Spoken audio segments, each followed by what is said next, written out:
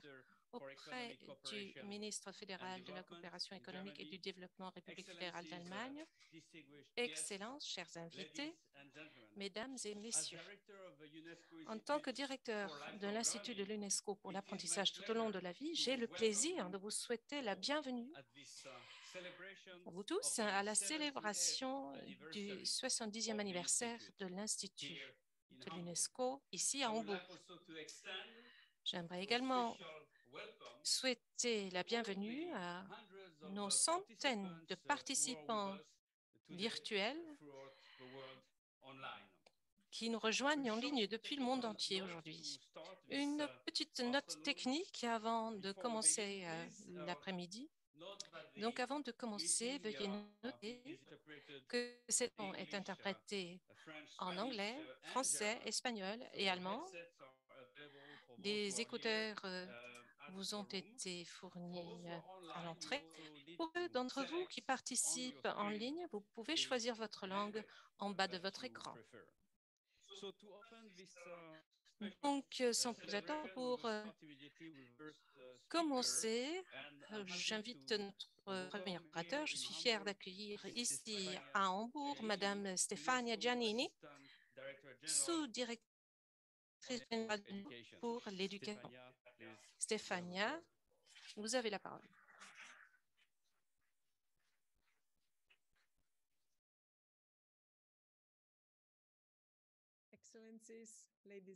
Excellences, Mesdames et Messieurs, je suis ravie d'être ici. Donc, je suis ravie d'être ici avec vous tous à Hambourg pour célébrer le 70e anniversaire de l'Institut de l'UNESCO pour l'apprentissage tout au long de la vie, qui occupe une place unique au sein du système des Nations Unies. Cet institut, comme beaucoup d'entre vous le savent certainement, a été créé il y a seulement cinq années après la fondation de l'UNESCO et était un pionnier à bien des égards. Il consacre l'engagement de l'UNESCO à construire la paix et l'entente internationale en faisant progresser le droit à l'éducation alors que le monde émergeait à peine des ravages de la Seconde Guerre mondiale. Et le choix de l'Allemagne comme pays hôte reflète en soi l'engagement de notre organisation en faveur de la réconciliation, en encourageant la solidarité et la collaboration. C'est ce qui ressort du mandat fondateur de l'UIL, à savoir établir, et je cite, des contacts entre les éducateurs d'Allemagne et d'autres pays, sans préjudice découlant des différences nationales, raciales ou culturelles, et participer aux travaux de l'UNESCO pour maintenir la paix dans le monde et réaliser des programmes d'éducation pour l'entente internationale. Je dirais que c'est vraiment un puissant témoignage de paix, tout à fait actuel et très important dans ces temps houleux. Dès le départ, l'Institut a défendu une vision de l'éducation qui est en quelque sorte émancipatrice et transformatrice, une vision qui développe la personne dans son ensemble. Pour reprendre les mots d'une grande pédagogue italienne, Maria Montessori, qui était membre du premier conseil d'administration de l'UIL, et je cite, « Si l'Institut a une raison d'être, c'est uniquement pour ouvrir une nouvelle voie pour l'éducation, c'est-à-dire pour l'éducation en tant que soutien à la vie intérieure. L'école ne doit pas être l'objectif de cet institut, mais les personnes, toute la personne. Et cette personne commence à la naissance. Et nous connaissons tous l'histoire de Madame Montessori et sa méthodologie d'enseignance. Cette vision de toute une vie est devenue d'autant plus indispensable face aux changements rapides, face à l'incertitude et à la complexité à laquelle on fait face. C'est une vision ancrée dans le droit à l'éducation tout au long de la vie, quel que soit l'âge, le milieu d'où on vient ou les circonstances. Elle se reflète dans l'agenda 2030 des Nations Unies avec un objectif sur l'éducation qui fait explicitement référence à la promotion des possibilités d'apprentissage tout au long de la vie pour tous.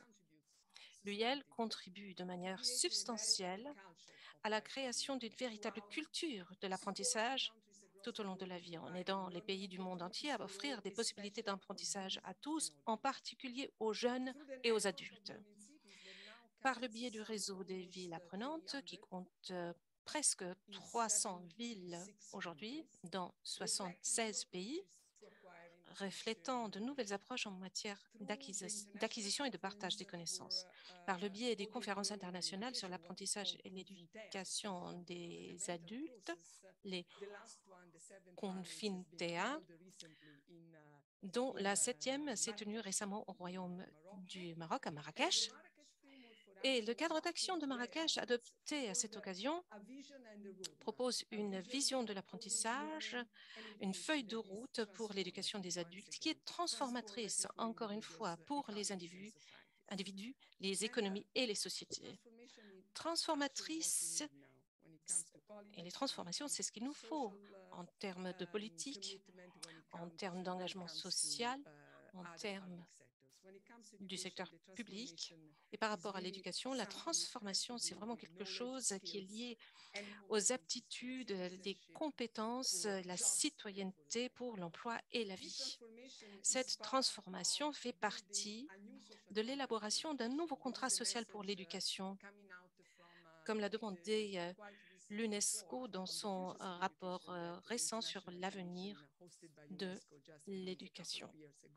Il y a juste quelques années. C'est un agenda très ambitieux de transformer la société par le biais de l'éducation. C'est le message du sommet Transformer l'éducation qui s'est tenu aux Nations Unies à New York très récemment. Et c'est quelque chose où l'UNESCO prend un rôle de leader. Et le sommet a généré un capital politique sans précédent puisque 130 pays ont fait des déclarations d'engagement national pour une transformation. Il y a urgence dans toutes ces initiatives. Voilà, c'est ça la ligne rouge que je tiens à souligner. L'éducation, je vais vous dire pourquoi. L'éducation, malheureusement, échoue pour trop d'enfants, de jeunes et d'adultes. Voilà, c'est le 5e rapport global sur l'éducation et la formation des adultes et ce rapport a souligné que ceux qui ont le plus besoin de programmes d'éducation et de formation des adultes n'y ont pas accès. Les populations autochtones, les populations rurales, les migrants, les personnes handicapées, les prisonniers et je peux vous dire que l'UIL offre également un programme pour les prisonniers dans la ville d'Hambourg, juste pour vous donner un exemple. Alors, si on veut combattre les inégalités, c'est notre mission à l'UNESCO. Donc, c'est certainement notre mission commune. Si on veut renforcer la cohésion sociale et gérer les transitions, ce qui fait partie de cet agenda très ambitieuse pour les gouvernements à mettre en œuvre pendant les années à venir. Donc, si tout cela fait partie de notre mission commune, alors les individus doivent avoir la possibilité d'apprendre tout au long de leur vie. C'est un message simple, il s'agit d'un investissement, d'un engagement public ancré dans la conviction que l'éducation est un droit. Donc, je souhaite exprimer ma profonde gratitude au pays hôte de l'UIL, la République fédérale d'Allemagne, pour son soutien continu à une telle vision, ainsi qu'à la ville libre et hanséatique de Hambourg, dont le maire est présent ici ce soir. Donc, merci de fournir les locaux et de vous engager activement dans le réseau mondial des villes apprenantes. L'accès à l'éducation tout au long de la vie est tout simplement une question de dignité humaine. À l'aube d'une nouvelle décennie, David, pour l'UIL, j'appelle les États membres et les autres partenaires au nom de l'UNESCO, à réaffirmer leur engagement vers l'Institut afin qu'ensemble, nous puissions faire de l'apprentissage tout au long de la vie une réalité. Je souhaite conclure en rappelant les mots d'un éducateur indien cité dans la fascinante exposition du 70e anniversaire de l'UIL. Je crois que l'apprentissage commence et finit avec la vie, ce qui implique qu'il n'y a pas de vie sans apprentissage. Pas de vie sans apprentissage, c'est ça notre cause, c'est notre mission commune. Donc, bon anniversaire à l'UIL. Merci.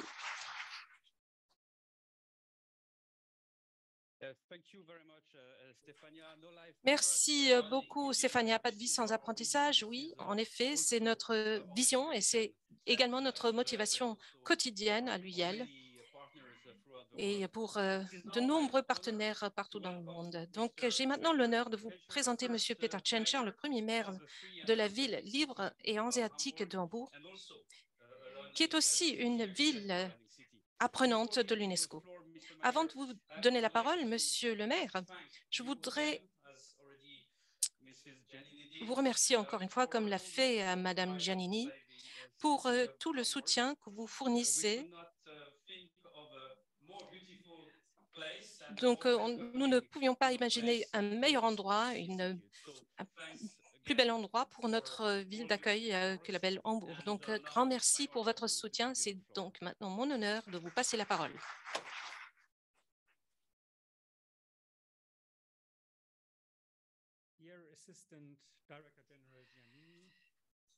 Madame Giannini, secrétaire d'État Annan, mesdames et messieurs, chers directeurs Adcorina, merci de m'avoir invité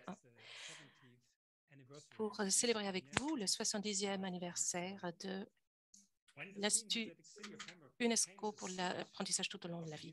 Lorsque cet institut a pris son siège ici en 1952, c'était un grand honneur pour nous. L'Allemagne avait rejoint l'UNESCO uniquement l'année précédente.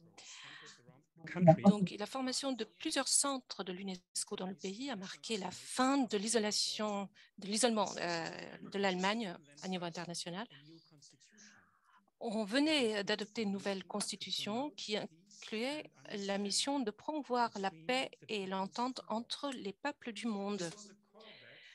Eh bien, cela rappelait la longue tradition asiatique de la coopération internationale et une promesse d'avenir. Avec son engagement pour les droits de l'homme et l'entente internationale,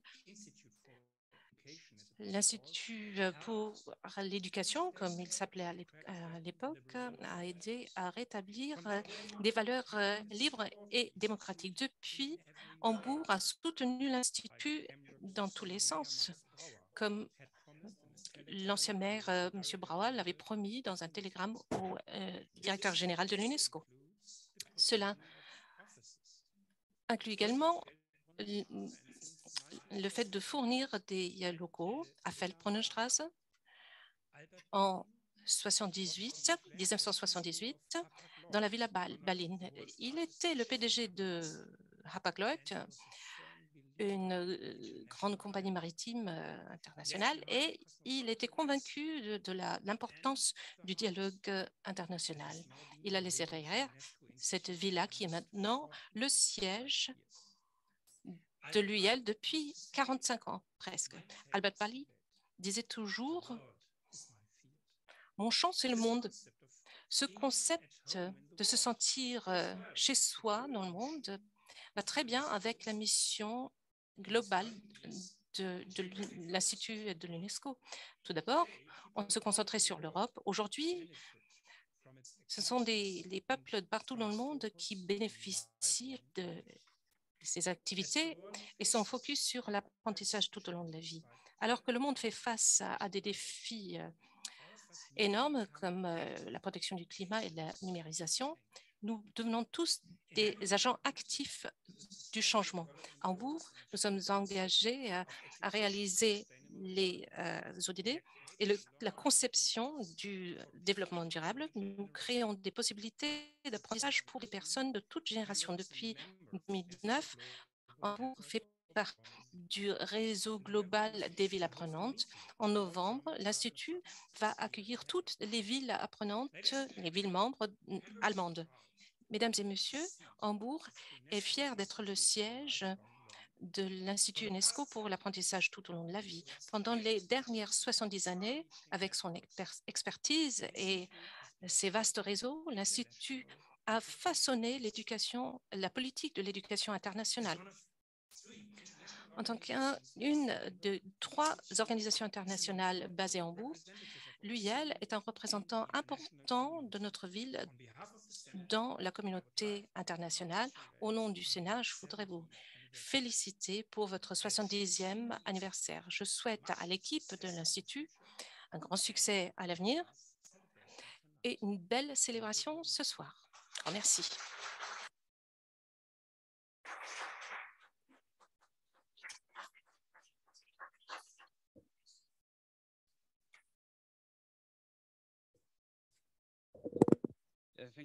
Merci beaucoup, Monsieur le maire, Monsieur Tschentscher, pour ces mots chaleureux. Nous nous réjouissons beaucoup de notre future coopération dans la ville d'Hambourg, coopération et collaboration que nous espérons étroite. J'ai maintenant le plaisir de vous présenter Madame Anna Bartels. Madame est commissaire à la politique culturelle étrangère au ministère fédéral des Affaires étrangères d'Allemagne. Le ministère des Affaires étrangères est un partenaire solide de l'UIL depuis sa création.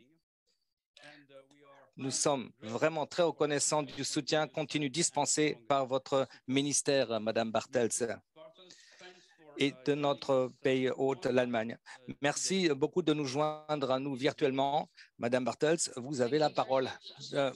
Merci beaucoup. Malheureusement, je ne peux pas être parmi vous à Hambourg. Je dois être à Berlin, où je suis à Berlin. Monsieur le professeur Giannini, Madame la ministre connaît, Monsieur Tschentscher, Monsieur Niels Annen, Monsieur cher David, Show Arena et chers collègues, mesdames et messieurs, j'ai beaucoup de plaisir à vous joindre ce soir à la célébration, à la cérémonie d'anniversaire qui a lieu ce soir pour le 70e anniversaire de l'Institut de l'UNESCO pour l'apprentissage tout au long de la vie. De nos jours, justement, il porte le nom de justement Institut de l'UNESCO pour l'apprentissage tout au long de la vie. J'aimerais véhiculer ou faire part de vos meilleurs vœux et de vos félicitations à mes collègues qui, malheureusement, certains collègues ne peuvent pas participer à la célébration physiquement ce soir. Et il y a une très longue histoire justement des programmes de l'Institut pour le protège tout au long de la vie. Votre institut a participé étroitement au renforcement ou au développement de programmes justement consacrés à l'apprentissage tout au long de la vie. Nous sommes très, très heureux et très, très heureuses de vous soutenir en permanence, pas uniquement en termes financiers, mais également avec d'autres pays partenaires ou avec d'autres acteurs en tant que pays d'accueil ou pays hôte, poursuivre dans cette voie de la réussite et nous nous engageons justement pour que les choses continuent dans cette direction. Lorsque l'ancien institut de l'UNESCO qui a été créé à Hambourg en 1951, l'Allemagne, de manière générale, le monde entier, venait juste d'émerger de la dévastation de la Seconde Guerre mondiale. Et depuis cette époque, pendant presque 70 ans, notre continent a connu une période de paix et a travaillé ensemble de manière très, très réussie et justement cultivant l'idée d'une Europe réunifiée ou unifiée. Cela a changé. Cela a changé. Il y a eu l'agression de la Russie sur l'Ukraine et de nouveau la guerre est revenue sur notre continent. La Russie a violé le droit international et partant également des principes fondamentaux qui régissaient notre coopération ou notre vivre ensemble. Russie bombarde des écoles, des musées, des infrastructures civiles et l'UNESCO a à l'unanimité et très fortement condamné cette agression qui viole justement le droit international. pas seulement en Allemagne, mais dans tous les pays du monde, les gens ont condamné justement cette agression. Et vous savez que mon pays et d'autres pays ont chaleureusement accueilli des réfugiés ukrainiens, des familles ukrainiennes, justement pour les protéger et pour les aider dans des conditions ou dans cette situation très, très difficile. N'oublions pas, par exemple, d'autres aspects extrêmement importants, par exemple le changement climatique. Ces questions n'ont rien perdu de leur urgence. Et obtenir ou réaliser un développement durable d'ici 2030 parmi pratiquement tous les domaines de la vie, c'est vraiment un défi très, très exigeant et je pense qu'il va falloir encore mettre les bouchées doubles ou déployer davantage d'efforts justement pour y parvenir. Et je pense justement que le domaine de l'éducation est un endroit ou un domaine privilégié justement pour engager de tels efforts. Très, très important, par exemple, est la mise en réseau justement de toutes les activités au niveau de l'UNESCO. Par exemple, mettre en place des programmes de renforcement ou de développement des capacités, des programmes de contrôle, des programmes de coopération, des partenariats au niveau de l'éducation, justement pour booster, comme on dit, ou dynamiser l'apprentissage tout au long de la vie, n'a rien perdu de son urgence et de sa nécessité et reste un objectif extrêmement important. Par exemple, tous les partenaires de l'UNESCO et également le secrétaire général de l'UNESCO à Paris ont fait un travail formidable au cours des 7 dernières décennies. Et vous savez très bien que, ou j'aimerais vous dire que le ministère des Affaires étrangères allemand sera toujours de votre côté quand il s'agit justement de mettre en place les valeurs et les principes de l'UNESCO. Merci beaucoup, mesdames et messieurs, de votre attention. Merci, Madame Bartels, pour ces remarques très pertinentes. Et nous allons poursuivre. Je suis très heureux de présenter Monsieur Niels Hannen. Monsieur est membre du Parlement et secrétaire d'État parlementaire auprès du ministère fédéral de la coopération économique et du développement en République fédérale d'Allemagne. Monsieur Hannen. Donc, je suis heureux de présenter Monsieur Hannen. Monsieur Hannen, lui et elle se trouvent dans votre circonscription électorale ici à Hambourg et nous sommes reconnaissants de la solide collaboration que nous avons eue avec vous au fil des ans. Dans votre rôle précédent de ministre d'État au ministère des Affaires étrangères et maintenant dans votre rôle de secrétaire d'État parlementaire auprès du ministère fédéral allemand pour la coopération économique et du développement, l'acronyme allemand est BMZ. Et encore merci de vous engager à notre côté et je vous donne à présent la parole. Merci, Monsieur Hannen. Merci beaucoup, Monsieur le directeur. Cher Peter, mesdames et messieurs, c'est vraiment un plaisir d'être ici ce soir parmi vous et avec votre équipe au grand complet, et justement pour célébrer cette success story, comme on dit en français. On a déjà fait beaucoup de bonnes choses dans ce domaine. Je sais que ça a déjà été dit, mais j'aimerais quand même le réitérer, justement, mes remerciements et mes salutations. Je pense que nous voyons que les temps sont en train de changer, surtout actuellement. Et les collègues du ministère des Affaires étrangères, ma collègue pendant le ministère des Affaires étrangères l'a souligné, notamment justement, en l'occurrence, toute la problématique ukrainienne, avec l'accueil massif d'un très grand nombre de réfugiés venant de l'Ukraine, que nous essayons d'accueillir le mieux possible. Et bien sûr, ça suppose l'élaboration de stratégies politiques. Vous savez qu'on a déjà fait beaucoup de bonnes choses dans ce domaine-là, mais il faut poursuivre au domaine de la coopération. Mais nous ne sommes pas au cœur d'un conflit mondial, mais nous sommes également au cœur d'une problématique qui consiste justement à préserver la planète, justement pour garantir que les conditions de vie restent bonnes et stables. Si vous prenez uniquement cet aspect-là, c'est-à-dire la capacité de notre société de, par exemple, gérer les nouvelles technologies, c'est déjà un aspect très important, mais également d'avoir les aptitudes ou la possibilité intellectuelle de réfléchir à toutes ces évolutions, montre justement à quel point l'éducation revêt une importance cruciale, et notamment la formation et l'éducation tout au long de la vie. Et justement, on ne pourra jamais surestimer justement le travail que vous réalisez ou que travaille cet institut au niveau mondial.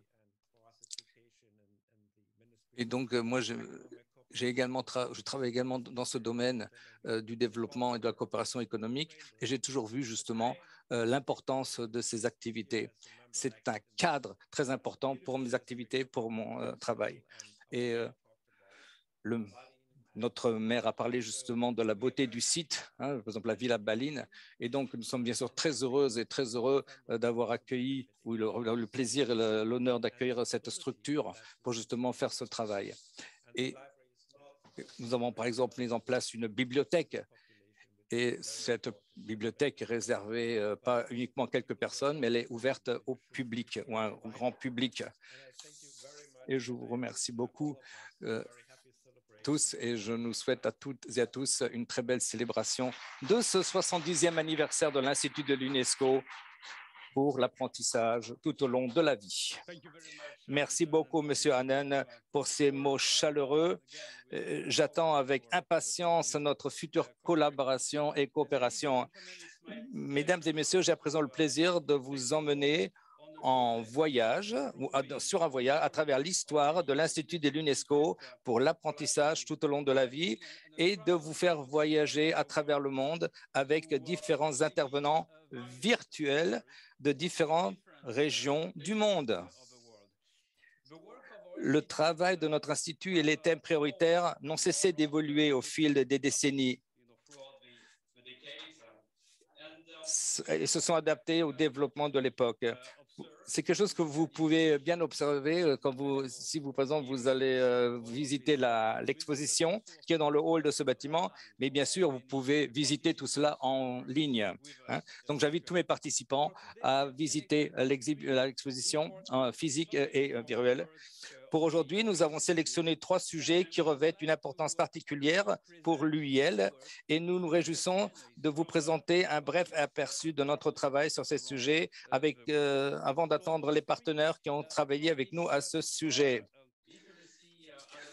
Un des sujets, c'est l'éducation, l'analphabétisation. N'oublions pas non plus les villes apprenantes ou les villes éducatives. Et j'aimerais commencer avec le premier sujet concernant l'alphabétisation et j'aimerais justement vous présenter un peu cet aspect de notre travail par vidéo. Merci beaucoup, mesdames et messieurs. 763 millions de jeunes et adultes dans le monde n'ont pas les compétences de base en matière d'alphabétisation. 2 tiers d'entre eux sont des femmes. Ils sont privés de l'accès à des emplois décents et à l'information qui est vitale pour la vie de tous les jours.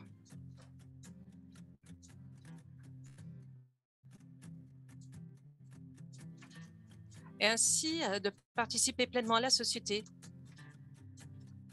Depuis 70 ans, l'Institut de l'UNESCO pour l'apprentissage tout au long de la vie promeut l'alphabétisation dans le monde entier.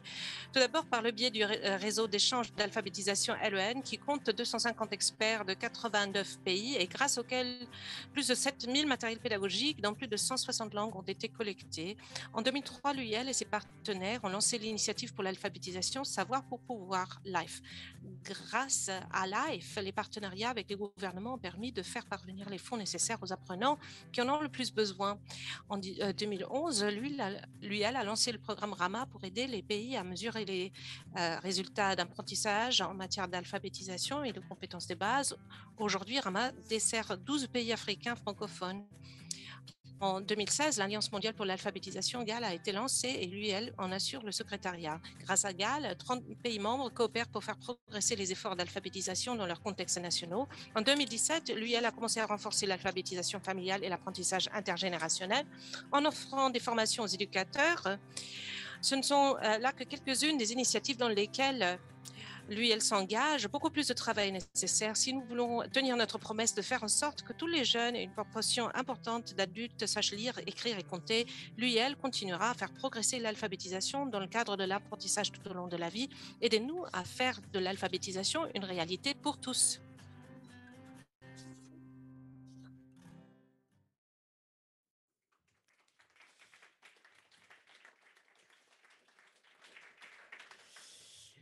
L'Afrique est une priorité pour l'UNESCO dans son ensemble et bien sûr, c'est également le cas pour l'Institut. Et beaucoup de nos programmes concernent l'Afrique. Et c'est un plaisir pour moi d'accueillir, un plaisir et un honneur d'accueillir Madame Mariatou Koné, ministre de l'Éducation nationale et de l'alphabétisation de la Côte d'Ivoire. Madame la ministre, la Côte d'Ivoire est un partenaire de longue date de l'UIL. Nous vous avons accompagné, si je puis dire, à différents moments importants dans le développement de l'éducation en Côte d'Ivoire. Actuellement, vous êtes fortement engagé dans l'Alliance mondiale pour l'alphabétisation, mais aussi dans d'autres programmes comme le programme Rama dont il a été question dans cette vidéo. Donc, Madame la Ministre, c'est un plaisir pour moi de vous accueillir et de vous donner la parole. Merci. Bonjour à tous. Madame la directrice générale adjointe de l'UNESCO, ma chère Stéphanie Giannini, Mesdames et Messieurs les ministres, chers collègues, Mesdames et Messieurs les partenaires de l'UIL, Monsieur le directeur de l'Institut de l'UNESCO pour l'apprentissage tout au long de la vie, mon cher David Achorena, Mesdames et Messieurs, oui, la Côte d'Ivoire est heureuse de participer à cette célébration, 70e célébration, au nom des 50 ans de coopération que nous avons avec l'UIL. Je voudrais donc, à l'occasion de la célébration du 70e anniversaire de l'UIL, saluer la noblesse de sa mission, la mission de cet institut qui est spécialisé et qui a porté depuis sa création la valorisation de l'apprentissage pour tous. Je voudrais témoigner du parcours de l'UIL et dire que c'est un honneur pour moi et pour la Côte d'Ivoire, pour toute la communauté éducative de la Côte d'Ivoire, de faire ce témoignage.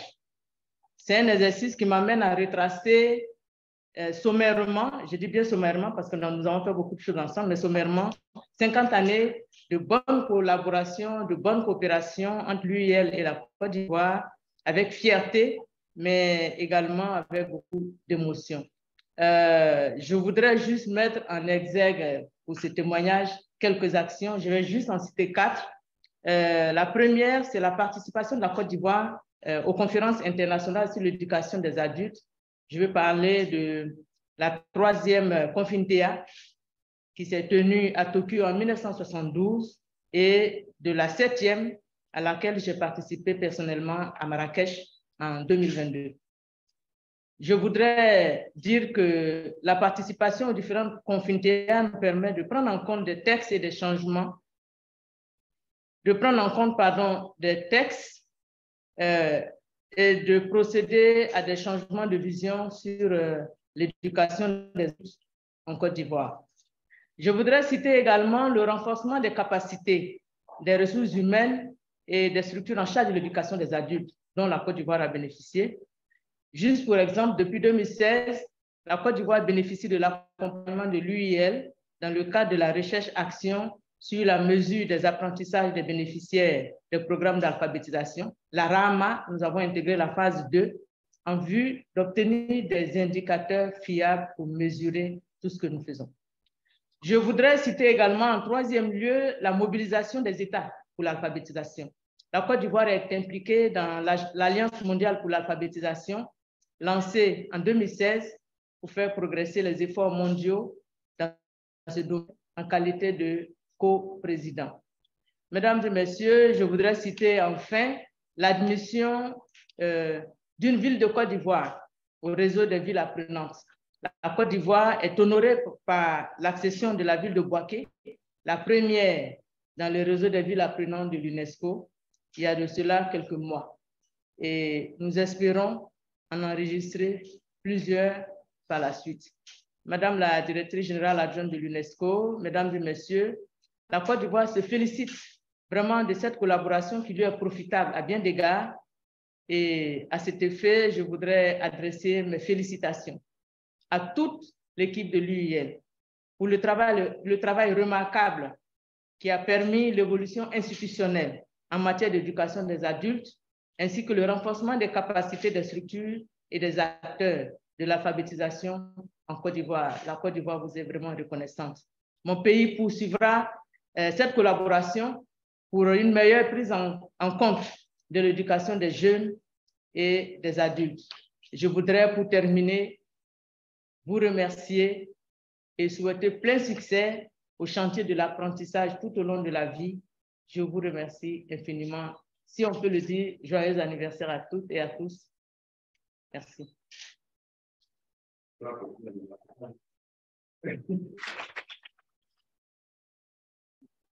Merci, Madame Koné. Merci, Madame la Ministre. Nous sommes très heureux de poursuivre cette coopération longue et ancienne, comme vous l'avez rappelé, également fructueuse avec la Côte d'Ivoire et en particulier avec votre ministère.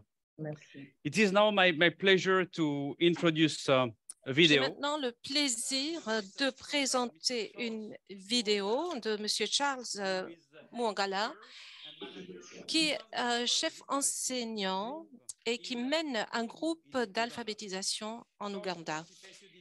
Il a participé à un des programmes de formation de l'UIL pour l'apprentissage des familles et il a mis en place un groupe d'alphabétisation très impressionnant pour les grands-mères à la campagne dans la région de Kirugu en Ouganda.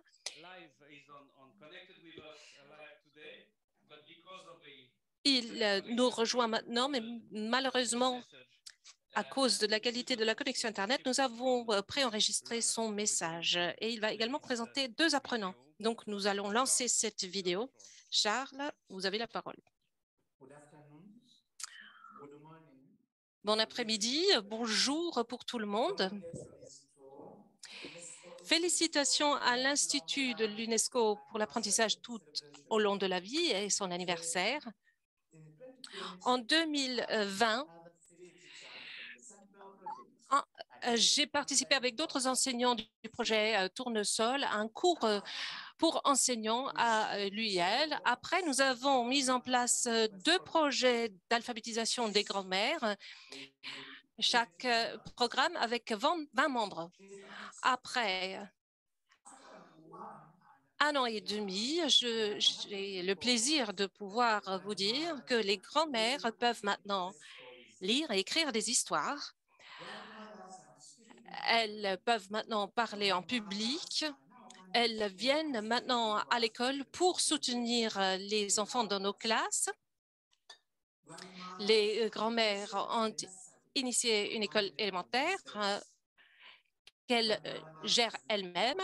Elles peuvent maintenant faire leur croix sur le bulletin de vote pour exercer leurs droits démocratiques. Elles peuvent écrire leurs propres histoires, les envoyer à Pauline en Nouvelle-Zélande, qui les publie et leur envoie les livres par courrier pour qu'elles puissent les utiliser comme matériel de lecture. Les grands-mères peuvent maintenant lire dans les églises.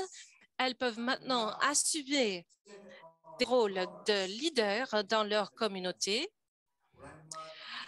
Elles peuvent maintenant lire les ordonnances de médicaments, telles qu'expliquées par les médecins.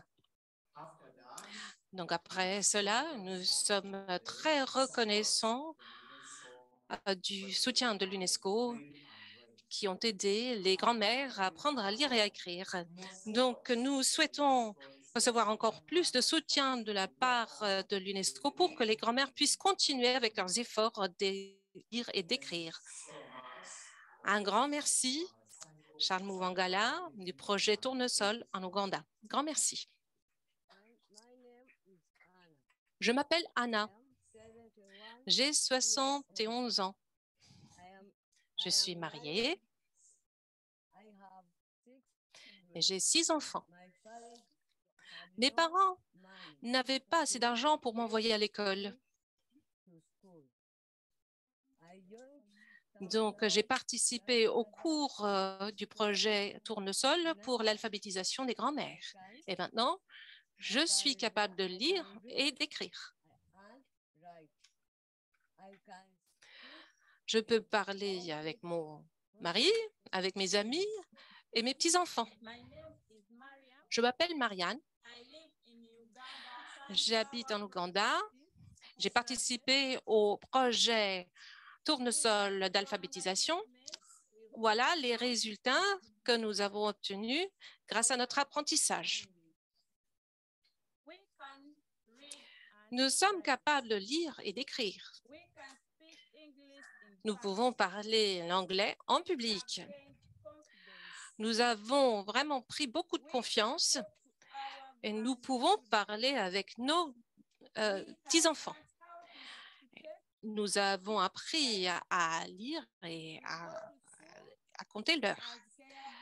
Et nous allons à l'école pour soutenir les enfants et nous pouvons parler à nos maris et avec nos médecins. Nous pouvons prendre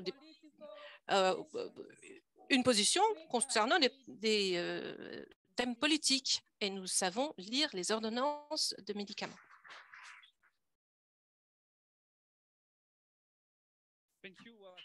Merci beaucoup. Bon, nous sommes vraiment très impressionnés par les développements fantastiques des groupes d'alphabétisation obtenus à Kirugu et qui faisaient justement partie d'un de nos programmes. Et j'aimerais vous inviter à présent de vous déplacer vers un autre domaine de notre travail dans le cadre de l'apprentissage et de l'éducation. Et c'est vraiment un sujet que l'UIL doit vraiment façonner et qu'il a d'ailleurs façonné depuis le début. Et merci beaucoup pour ce voyage. Et à ce titre, nous avons préparé une brève vidéo justement pour vous initier aux étapes essentielles de notre travail. Ce n'est que si tout le monde a la possibilité de faire nos développements que l'on peut réussir et que tout le monde pourra justement créer des sociétés plus justes, plus durables et plus équitables. Un développement rapide du monde ne nous permet pas justement de nous limiter à la scolarité obligatoire. Il fallait au-delà. Et c'est justement uniquement s'il y a une demande, si la demande d'un apprentissage tout au long de la vie est exaucée que l'on pourra réussir dans ce domaine. L'apprentissage des adultes et la formation des adultes est un élément essentiel. Et justement, cela accompagne le développement des gens tout au long de leur vie. Et c'est justement un moyen pour développer et renforcer les capacités des gens. En 1949, a eu lieu la première conférence internationale sur l'éducation des adultes, Confita, marquée justement le début d'un dialogue mondial sur l'apprentissage et l'éducation des adultes. L'UIL est responsable de l'organisation de la conférence depuis 1997, date à laquelle la Confita a eu lieu à Hambourg, en Allemagne. Les résultats de la Confita comprennent des recommandations internationales clés et des initiatives de grande envergure. Par exemple, le réseau de documentation et d'information sur l'éducation des adultes qui soutient le renforcement des capacités et l'échange de connaissances. Ce réseau agit comme un médiateur, fournissant des informations aux décideurs politiques, aux praticiens et aux chercheurs du monde entier. Un autre résultat de la Confida est le rapport mondial sur l'apprentissage et l'éducation des adultes. L'acronyme est GRALE qui fait autorité. Publié pour la première fois en 2009, GRALE fournit une analyse complète de l'état de l'apprentissage et de l'éducation des adultes dans le monde. Il contrôle la manière dont les États membres de l'UNESCO mettent en pratique leur engagement en matière d'apprentissage et d'éducation des adultes. Les rapports GRALE combinent des données d'enquête, des indices politiques et des études de cas pour présenter des preuves et de la manière dont l'apprentissage et l'éducation des adultes peuvent aider les pays à relever les défis actuels et futurs. Avec l'adoption justement du cadre, contrat cadre justement à Marrakech, on a continué à s'engager dans cette voie.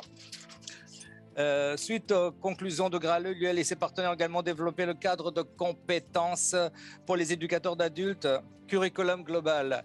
Et bien que les progrès ont été accomplis, le GRALE plus récent a relevé que l'éducation et les formations adultes continuent à exclure les personnes qui ont le plus besoin.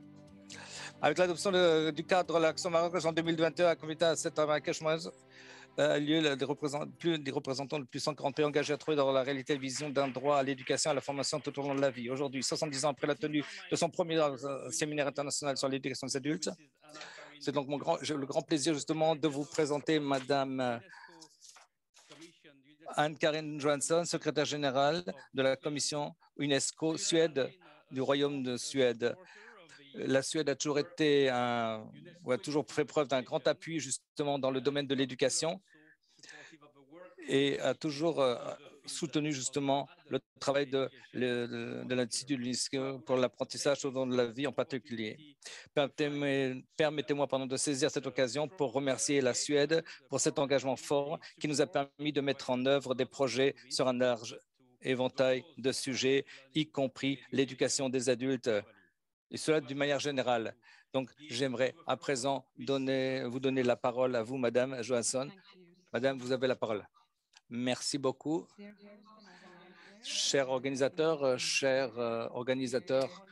de cette conférence, chers collègues, chers amis, merci beaucoup de me donner la possibilité de m'adresser à vous et d'exprimer mes meilleurs vœux quant à l'événement que nous célébrons ce soir. C'est quoi l'événement de ce soir? C'est justement le 70e anniversaire de la création de l'Institut de l'UNESCO pour l'apprentissage tout au long de la vie. Bien sûr, une bonne formation, une bonne éducation est un droit humain. Et il y a bien sûr, il compte parmi d'autres droits humains. Il faut donner la possibilité aux gens justement de donner aux personnes la possibilité d'avoir justement la possibilité de se développer tout au long de leur vie. Alors, ou bien on réussit justement à donner accès à tout le monde à ce type d'activité où il y aura des laissés pour compte, des exclus dans notre monde et dans notre société. Et justement, c'est une des priorités de notre activité, de notre action, consiste justement à éviter qu'il y ait des gens qui restent sur le côté de la route. Et donc, bien sûr, l'UNESCO et l'Institut dont nous parlons ce soir joue un rôle fondamental dans justement ces activités et a dans le passé déjà joué un rôle fondamental à suivre l'UL et a justement été le champion justement de l'éducation et de la formation tout au long de la vie. Et donc, en fait, la Suède et moi-même sommes particulièrement fiers d'être un partenaire de cet institut. Avec l'apprentissage tout au long de la vie, nous acquérons les aptitudes, les capacités, les compétences pour justement nous adapter à un monde moderne qui ne cesse de changer. Et par exemple, pour faire face à des défis, le changement climatique ou d'autres, la biodiversité ou la protection de la biodiversité, par exemple, pour ne citer que quelques exemples.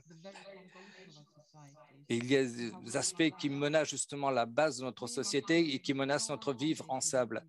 Il faut avoir une base solide pour justement mettre en place un développement durable et d'autres activités durables. Et donc, bien sûr, donner aux gens la possibilité, les compétences est un aspect essentiel de l'Institut. Et donc, et cela ne peut pas être justement séparé de l'empowerment, de l'empouvoirment, comme on dit, pour faire des gens justement des citoyens à part entière. Et donc, donner la possibilité aux gens de s'affirmer sur le marché du travail fait partie d'une des activités principales de l'Institut pour l'apprentissage tout au long de la vie. L'éducation est une des bases de la démocratie. Cela concerne aussi bien la formation et l'éducation formelle que la formation et l'éducation non formelle. Très important. Il est très important de savoir comment on gère les médias, de travailler sur les médias, etc. Et donc, il s'agit de savoir ou de comprendre comment fonctionnent les démocraties ou la démocratie et d'initier les gens à cette activité ou à ce type de structure politique. Et pour cela, il faut une éducation et une formation adéquates. Et en Suède, on appelle ça le folk building, c'est-à-dire la formation du peuple, la formation globale, on va dire. Nous réalisons cette démarche à travers des études supérieures, des universités et des processus multiples et divers. On essaie de développer des activités qui ne sont pas unilatérales, mais qui sont très diversifiées. Il y a énormément de gens qui, tous les ans, participent justement à ces activités de Volksbildung. Au cours des dernières années, 1 million de personnes de Suédois ont participé justement aux activités de Volksbildung, c'est-à-dire de formation populaire. Moi-même, j'en ai fait partie. Et cela inclut également, par exemple, les gens qui viennent chez nous, les migrants, les réfugiés. Donc, personne n'est exclu, personne n'est laissé de côté. L'importance que revêt l'éducation et la formation et ce qui est très important, justement, c'est le soutien de toutes les mesures éducatives et de formation est un aspect extrêmement important et que nous avons justement réalisé au cours des dernières décennies. Et maintenant, justement, il faut mettre en place justement toutes ces mesures. Nous avons réalisé ces mesures en passant justement par la COFINTEA, dont il y a des questions tout à l'heure. Laissez-moi conclure par remercier le UL pour ce travail très constructif réalisé au cours des dernières décennies. Cela fait la Suède reste un des membres fondateurs et un des plus fervents soutiens justement de l'Institut. Donc nous allons toujours continuer à vous aider et à vous soutenir. Et moi, je suis sûr que la Commission nationale suédoise va continuer à soutenir l'UIL. Et nous, en tant que membres ou États membres de l'UNESCO, nous allons continuer justement à mettre en place ou mettre en œuvre toutes les activités nécessaires justement pour assurer l'éducation et la formation. Travaillons ensemble, continuons à travailler ensemble, continuons à travailler sur les sujets que je viens d'évoquer. Et donc, j'en profite pour vous souhaiter un excellent, un très bel anniversaire. Merci beaucoup. Merci beaucoup, Madame Johansson, pour ces mots d'encouragement et d'avoir rappelé l'expérience très riche de la Suède dans l'éducation des adultes qui reste une source d'inspiration pour le reste du monde et d'avoir souligné l'importance de l'apprentissage et de l'éducation des adultes pour l'égalité des sexes qui continue à être une des grandes priorités pour l'UNESCO en Afrique et partout ailleurs, et c'est également une priorité de l'Institut. J'ai maintenant le plaisir de passer la parole à Madame Marie Malunde Watogoulou, directrice adjointe de l'Institut d'éducation des adultes du ministère de l'Éducation, des Sciences et de la Technologie en Tanzanie. Madame Watogoulou a étroitement collaboré avec nous pour faire progresser l'éducation des adultes dans son pays. Elle est également impliquée dans notre travail sur le renforcement de la qualité des programmes de formation des éducateurs d'adultes. Donc, il y a vraiment une collaboration très étroite avec le DVB international en Allemagne. Donc, Madame Watogoulou, c'est un honneur de vous avoir avec nous virtuellement. Vous avez la parole.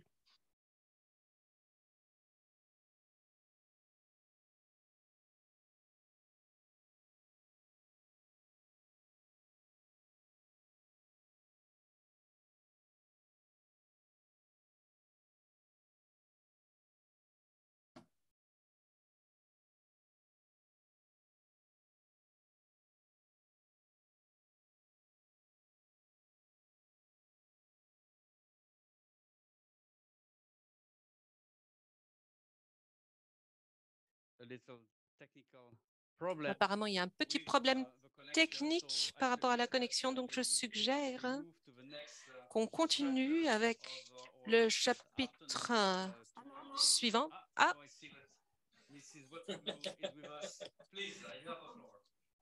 vous avez la parole. Grand merci. Eh bien, félicitations, joyeux anniversaire. Je vous rejoins depuis la Tanzanie, l'Institut de l'éducation des adultes. Au nom de l'Institut en Tanzanie, nous souhaitons féliciter l'UIL à l'occasion de cet anniversaire très particulier. Ce sont 70 ans de succès. Notre pays, la Tanzanie, est l'un des bénéficiaires de ces programmes. Notre coopération date depuis longtemps. Et comme vous l'avez dit, l'importance de l'éducation des adultes en Tanzanie, eh bien, elle ne peut pas être sous-estimée. Le gouvernement fait beaucoup d'efforts pour assurer que l'éducation est proposée à tout le monde, les adultes, les jeunes adultes et des groupes désavantagés. Le gouvernement, l'engagement du gouvernement, c'est d'avoir une société alphabétisée et bien informée pour améliorer et pour atteindre les objectifs de développement durable. Eh bien, il y a des défis à relever pour les adultes, les jeunes adultes, les personnes désavantagées et les femmes. Ce sont des changements dans la science et la technologie, les besoins de la société et sur le marché de l'emploi. Pour faire face à ces défis, plusieurs programmes ont été mis en place dans le pays. Par exemple, des programmes intégrés pour des adolescents hors de l'école, l'éducation complémentaire et pour adultes. Ces programmes ont été très favorables pour réduire le taux de chômage parmi les jeunes. Il y a également des centres communautaires d'apprentissage et nous souhaitons remercier l'UIL et le gouvernement de la Tanzanie d'avoir lancé cette pratique pour que l'on puisse ainsi complémenter les efforts faits par le gouvernement. Nous, en tant qu'institut d'éducation, nous avons également un programme pour renforcer la qualité des programmes de formation d'éducateurs d'adultes. Les étudiants ont un arrière-fond d'éducation formelle et nous les qualifions pour offrir des programmes de formation pour adultes. Et comme je l'ai dit, ce sont des enseignants de l'éducation primaire et secondaire, surtout. Pour conclure cette présentation, je voudrais partager avec vous l'impact qu'a eu la confrérie de la Confintea, qui souhaite également féliciter l'UIL pour ses programmes de renforcement des capacités. Nous avons participé en 2012, nous avons mis en place des politiques, le financement, la gouvernance, la participation et le renforcement de la qualité. C'était les éléments sur lesquels on s'est concentré. Pour nous, ce qui était prioritaire, c'était la qualité de la formation des éducateurs. Maintenant, pour le curriculum global que l'on vient de lancer, nous voudrions également remercier l'UIL, DBV International et la professeure Katharina qui ont tout fait pour que le curriculum global puisse être introduit dans notre pays de façon à ce que nous puissions disposer de cette compétence à transmettre à nos éducateurs. Et nous sommes ravis de mettre en pratique le cadre d'action de Marrakech qui nous permettra de transformer l'éducation des adultes et surtout de professionnaliser l'éducation des adultes. Donc, grand merci et joyeux anniversaire à l'UIL.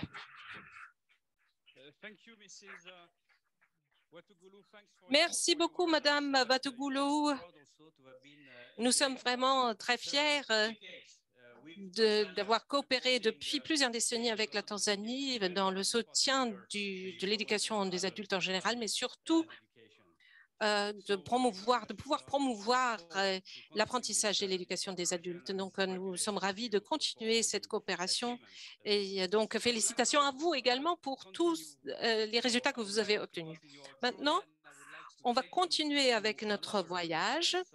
Donc, il y a encore un autre chapitre du travail de l'Institut. Il y a le réseau global des villes apprenantes que nous avons déjà mentionné. Hambourg est une ville membre de ce réseau qui compte plus de 300 villes. Depuis Hambourg, passant par Bogota, à Shanghai, Marrakech et bien d'autres, qui sont toutes des villes avec un engagement très ferme dans le domaine de la promotion de l'apprentissage tout au long de la vie pour tout le monde. Donc, voilà la vidéo qu'on va lancer et qui vous montrera beaucoup de ces villes partout dans le monde. Donc, plus de la moitié de l'humanité vit dans les zones urbaines. Les villes jouent donc un rôle essentiel pour offrir des possibilités d'apprentissage tout au long de la vie. L'UIL a lancé en 2013 l'initiative du réseau mondial des villes apprenantes de l'UNESCO pour faciliter la cohésion sociale, le développement économique et la durabilité dans les zones urbaines. Et en réponse aux appels des participants à la première conférence internationale sur les villes apprenantes à Pékin, en Chine. En 2015, le réseau a accueilli les premières villes membres, toutes avec un engagement fort envers l'apprentissage tout au long de la vie. Aujourd'hui, le GNLC de l'UNESCO est une force motrice pour la promotion de l'apprentissage tout au long de la vie et des ODD au niveau local. Elle comprend 294 villes de 76 pays qui travaillent main dans la main pour revitaliser l'apprentissage dans leur communauté. Lors de la conférence internationale sur les villes apprenantes, les villes membres se réunissent régulièrement pour promouvoir la cohésion et l'autonomisation locale et pour offrir des conseils et partager des exemples de meilleures pratiques. Le prix UNESCO des villes apprenantes, décerné tous les 2 ans, récompense les villes ayant obtenu des résultats exceptionnels dans la mise en œuvre de l'apprentissage tout au long de la vie, et les villes membres du réseau travaillent en groupe thématique pour promouvoir entre autres la citoyenneté mondiale, l'éducation, la santé et le bien-être. Ensemble, les villes membres relèvent les grands défis mondiaux de notre époque. Lorsque la pandémie de Covid-19 a frappé, les villes apprenantes de l'UNESCO ont travaillé ensemble pour faire en sorte que l'apprentissage ne s'arrête jamais pour leurs citoyens. La GNLC de l'UNESCO continuera à relever les défis mondiaux grâce à l'apprentissage tout au long de la vie, avec ses membres promouvant le droit à l'éducation par la coopération et la prévoyance.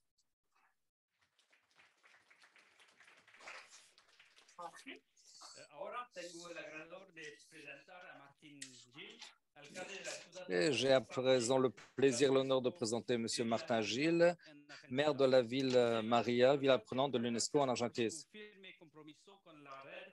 Merci beaucoup justement de nous engager fortement dans le réseau mondial des villes apprenantes. Nous sommes très impatients de recevoir ou d'entendre votre intervention, d'en apprendre plus sur votre ville d'apprentissage et sur la manière dont elle bénéficie du réseau. Alors,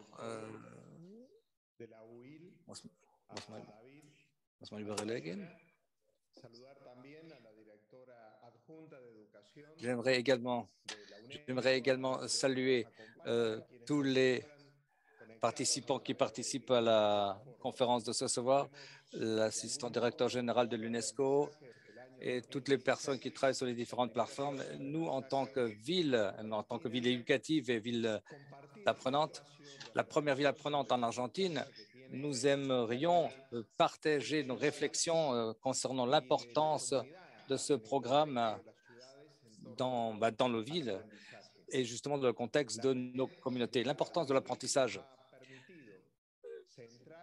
est justement quelque chose qu'on ne peut pas surestimer. L'UIL nous a permis justement de nous focaliser sur nos forces et sur nos politiques et sur le développement des personnes. Et en fait, on donne aux gens cette formidable expérience d'apprendre et cela change la vie des gens et du coup, ça change également la vie des communautés.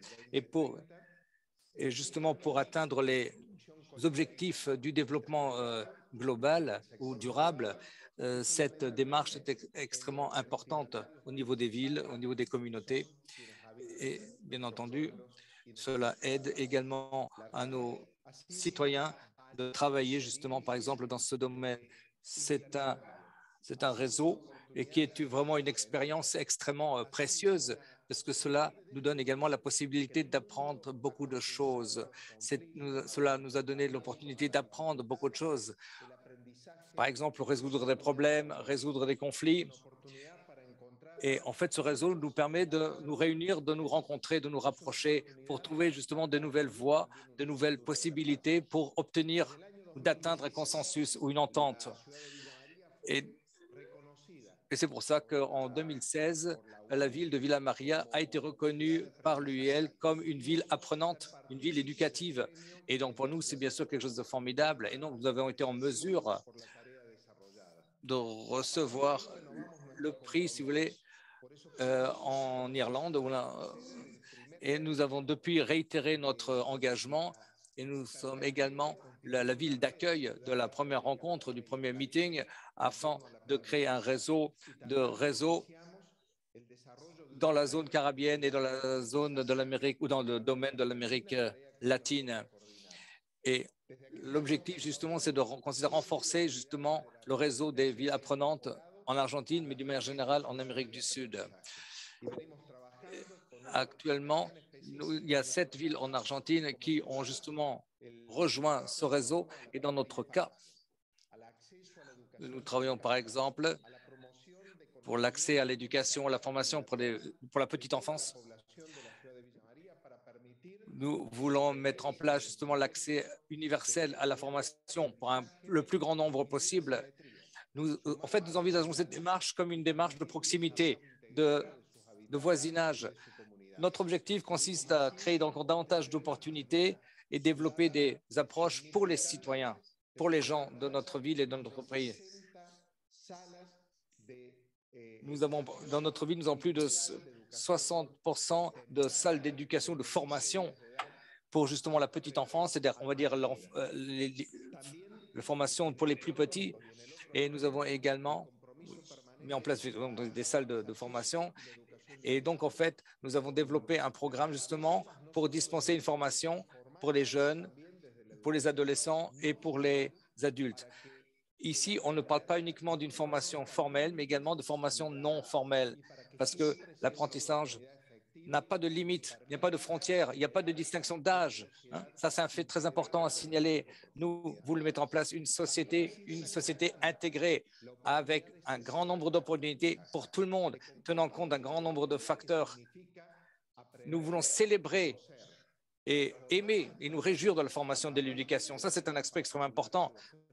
Il y a quelque part une jouissance du savoir de la formation. Ça, c'est très, très important. Cela change la vie, cela change la communauté, cela change tout.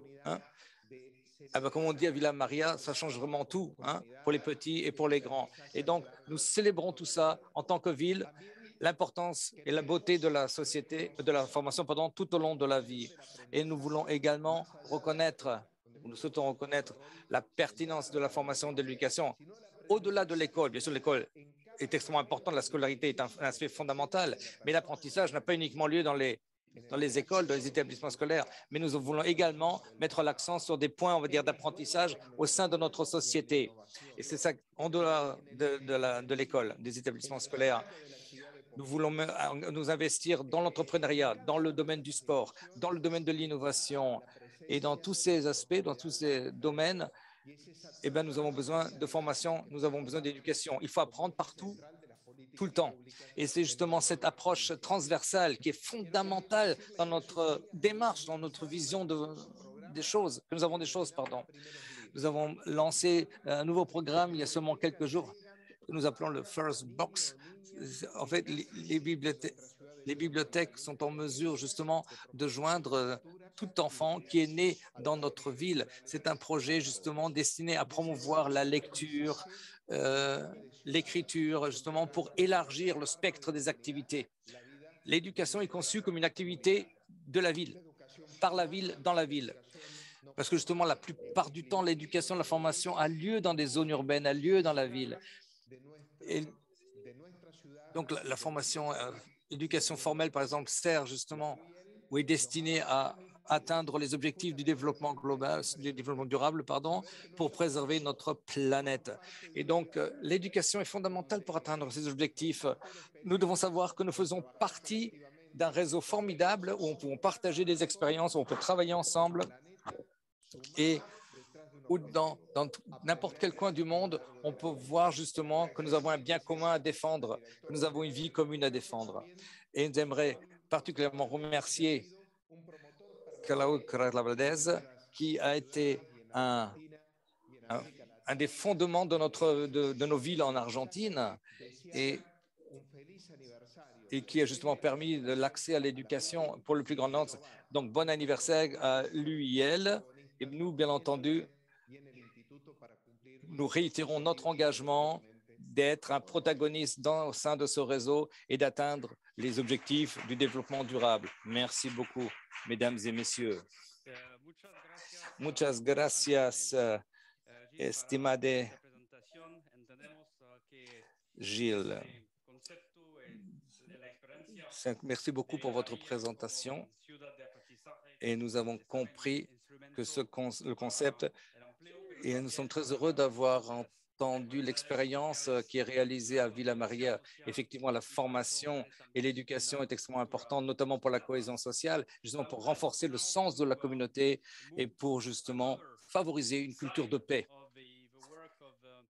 Et ça, c'est extrêmement important, un aspect extrêmement important que nous saurait surestimer. Et j'aimerais que vous faire part justement on va dire d'un apprenant un peu plus âgé en Irlande. Son nom est Pat Fitzsimmons. Et bien justement, monsieur a profité justement de ces aspects de ce programme dans sa ville natale à Dublin en Irlande.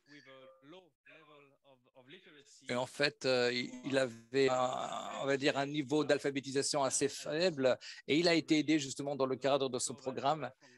Et justement, Pat est un excellent exemple qui montre justement que l'apprentissage tout au long de la vie existe et que c'est une chose formidable.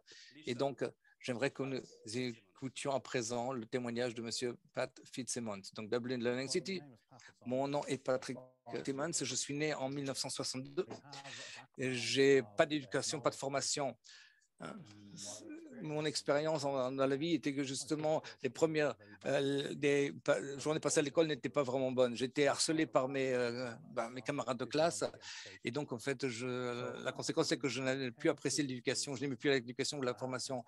Donc j'ai si j'avais la possibilité de quitter l'école à l'âge de 15 ans, je l'ai fait. Et donc, j'ai dit à mon père que je voulais travailler justement dans une usine. Et donc, j'ai quitté l'école et je suis allé à l'usine.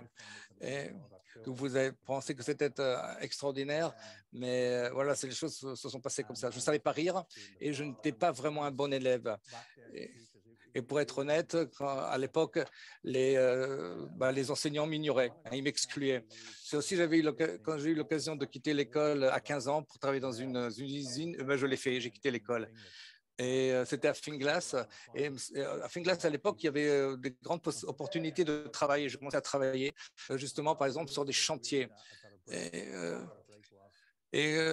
Pendant que je fais une pause dans le cadre de cette activité, je suis devenu un stuccateur et je constatais que j'étais très habile de mes mains. Je continuais comme plâtrier et comme stuccateur. Et donc, j'ai eu l'occasion de faire une formation. Et bien sûr, via justement cet apprentissage,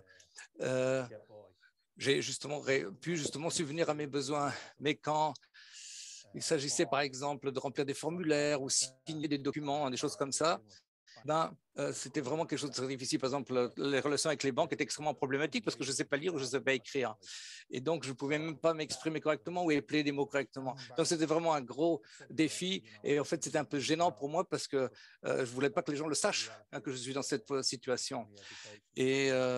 Mais ça, c'était la situation en termes d'éducation telle que je l'ai vécue. La seule chose que m'ont enseigné à l'école, ce qui m'a aidé, c'est l'art. Ce sont les beaux-arts, justement. Ça, c'est quelque chose que j'ai beaucoup aimé. Et je sais que j'étais intelligent et je savais mais je n'aimais pas la formation, l'éducation, mais je suis quelqu'un d'intelligent. Et donc, avec le temps, justement, j'ai constaté que lire et écrire était quelque chose de très important. Avec l'âge, on a ce genre de réflexion. Et je me suis dit, justement, je ne savais pas lire avant jusqu'à l'âge de 18 ans, je ne savais pas lire justement. Et j'ai commencé à lire à partir de cet âge-là. Et j'ai découvert un nouveau monde, un nouvel univers. Et justement, je suis arrivé à un moment donné où je ne pouvais plus travailler justement sur les chantiers et je devais changer. Je devais donner une autre tournure à ma vie. Alors, qu'est-ce qui s'est passé? C'est que j'ai quitté l'école et en fait, je voulais revenir justement à l'art, des choses que j'aime bien. Et j'ai rencontré quelqu'un, une jeune femme justement qui travaille dans ce domaine et qui me dit tu peux peut-être travailler ou aller sur une école des beaux-arts. J'ai dit non, je ne veux pas aller dans une école. L'école, pour moi, j'avais une forte connotation négative. Je ne veux pas aller à l'école. Mais elle dit pourquoi tu ne veux pas aller faire l'école des beaux-arts? Et je lui ai expliqué je ne sais pas lire, je ne sais pas écrire, je ne sais pas prononcer les mots correctement. Elle m'a dit ok, c'est ça. Mais ça, ce n'est pas vraiment un problème. Tu as tout à fait la possibilité de faire une école des beaux-arts. Et j'ai fait 9 classes. J'ai fait des cours du soir. Je suis allé à l'IADT justement pour faire des cours du soir. Et là, on m'a aidé. J'ai eu le soutien dont j'avais absolument besoin. Je leur ai expliqué quelle était ma situation personnelle. Ils savaient justement que mon éducation en formation n'était pas vraiment très bonne. Mais ils étaient vraiment très, très aimables. Ils m'ont aidé. Et en fait, quelque part, il y avait une pression sur moi, mais ils ont compris tout ça. Et bien sûr, plus les choses avançaient, plus le temps avançait, ils apprenaient à me connaître et ils connaissaient mes besoins et ils savaient ce dont j'ai besoin et ils me l'ont donné. Une de mes faiblesses justement était la difficulté justement de subvenir à mes besoins parce que je ne travaillais plus. Et donc, il faut bien penser à ça. C'est-à-dire que je n'avais pas de formation et il faut bien que je vive. Et j'ai obtenu une bourse qui s'appelle Suzy Grant. Et ils m'ont aidé justement à remplir les formulaires, remplir tous les documents et j'ai envoyé ça à l'agence iDouane justement pour obtenir cette bourse. Et ça, c'est quelque chose d'extrêmement important. Et soudain, je ne me sentis plus seul. Et quand j'ai eu mes diplômes, je trouve ça absolument extraordinaire quand on y pense, parce que je ne pensais pas que ce jour-là allait arriver, mais il est arrivé ce jour-là. Et je n'étais plus, j'étais persuadé d'être un marginal, d'être un exclu, un laissé pour compte, mais ce n'était pas du tout le cas. Mais l'encouragement dont j'ai bénéficié au niveau du collège ou de l'école des beaux-arts, c'était formidable. J'ai eu des tuteurs qui m'ont aidé, ils m'ont fait croire non pas à la formation, mais en moi-même, non pas en la formation et l'éducation, mais en moi-même. Ils m'ont fait croire en moi-même. Ils ont dit, tu sais faire, tu peux, donc tu fais.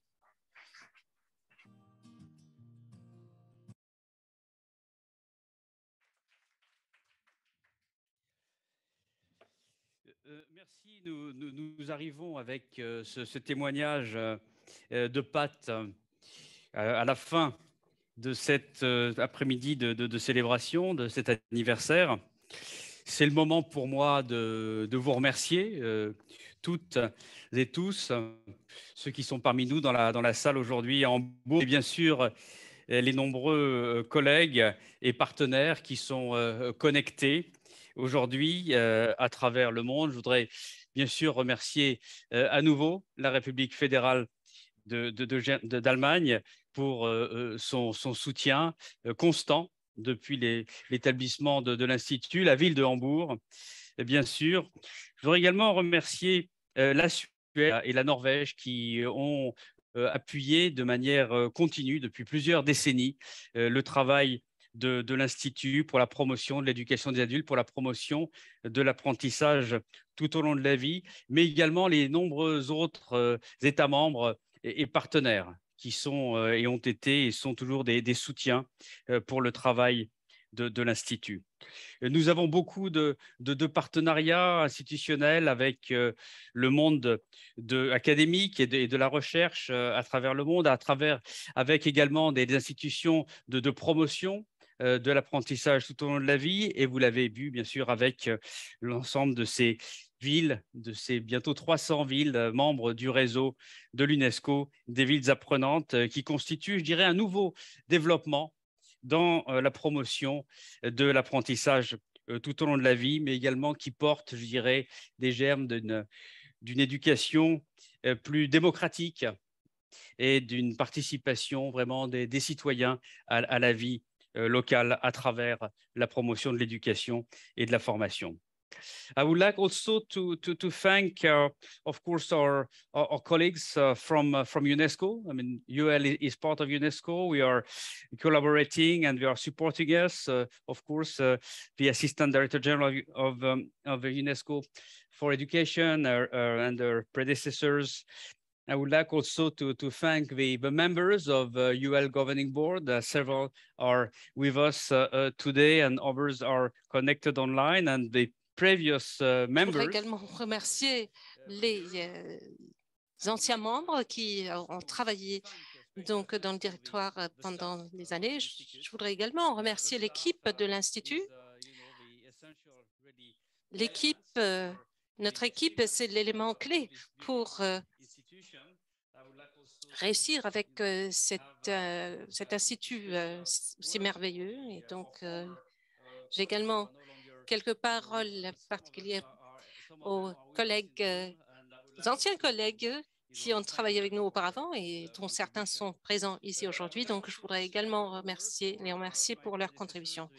Également, mes prédécesseurs, les anciens directeurs de l'Institut en particulier, je dirais récemment Arne Carlson, Adam Awan et Paul Mélanger, été des artisans vraiment de la promotion de l'Institut, avec l'appui, la coopération, bien sûr, de l'ensemble du personnel de l'Institut. So, again, I would like to, Donc, encore une fois, c'est une journée de célébration, mais ceci n'est pas la fin. C'est la fin du premier chapitre de cette réunion, mais il y a un deuxième chapitre demain qui aura lieu en ligne intégralement, où on va regarder en détail non seulement les succès de l'Institut, mais on sera également ravis de voir ce qui nous attend, quels sont les nouveaux développements, les nouveaux domaines et points forts pour l'Institut à l'avenir. Donc, je vous invite à nous rejoindre en ligne demain pour ce symposium. Pour ceux d'entre vous qui se trouvent ici, je souhaite également vous inviter chaleureusement à la réception que nous avons préparée pour vous. Nous allons couper le gâteau d'anniversaire de l'UIL juste après la clôture. Et je voudrais également remercier les interprètes qui ont été ici avec nous aujourd'hui pour faciliter la communication. Et également les techniciens qui nous ont soutenus et qui ont fait en sorte que les connexions en ligne marchent relativement bien. Et je voudrais également remercier tous les orateurs et ceux qui ont partagé leurs témoignages avec nous. Donc, encore une fois, grand merci. Pour ceux qui se trouvent ici, donc, veuillez nous rejoindre pour la réception. Et pour tout le monde ici et en ligne, je suis ravie de vous retrouver demain. Merci.